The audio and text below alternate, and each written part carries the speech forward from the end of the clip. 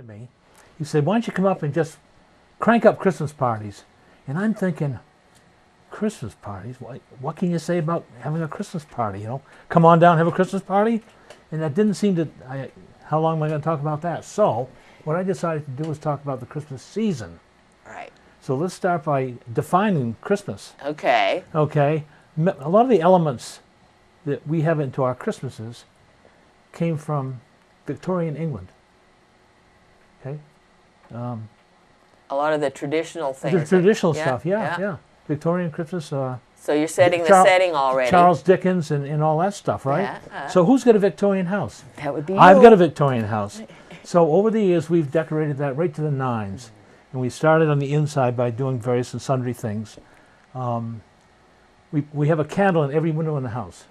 Oh, there are over 40 candles to light that place up. In the windows? In the windows. 40? Yeah.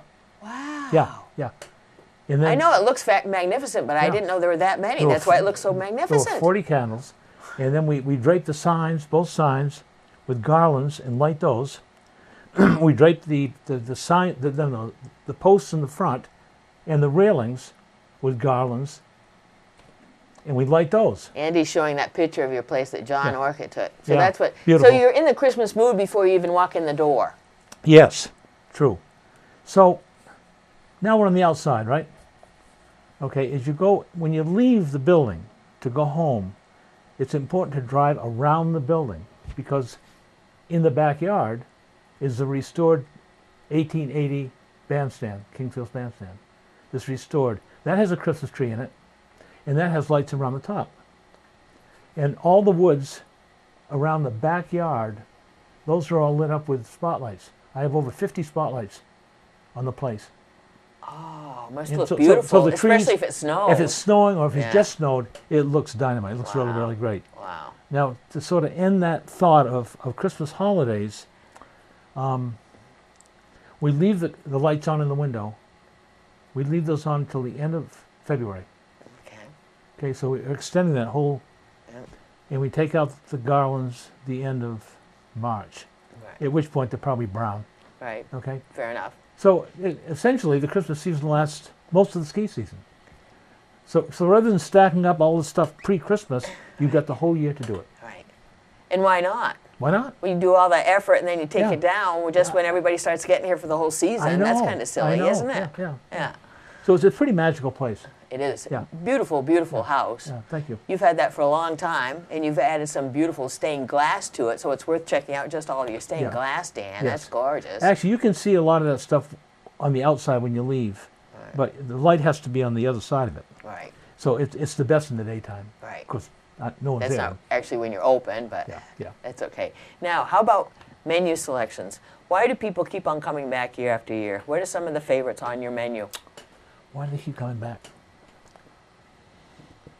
Rather than talking about the specials on my menu, I guess it's very consistent.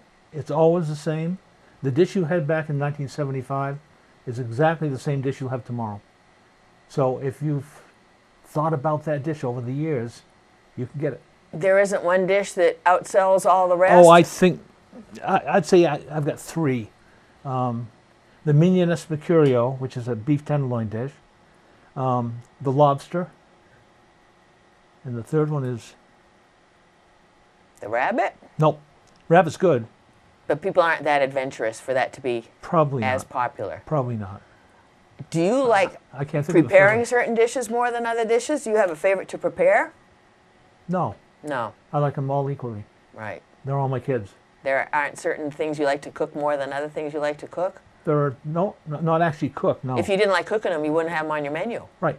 Exactly. That's a perfect way to look at it. Yeah. And how about desserts? My desserts are they're very basic. I've got 4 or 5 desserts. They never really change. I'm not really a dessert cook.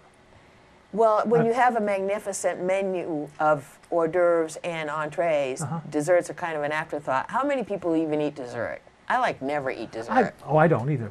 Probably 50%? No. Not even? Probably 40%. Right. Yeah. Interesting. Yeah. Right. Well, Andy's been showing some of the pictures of your beautiful place.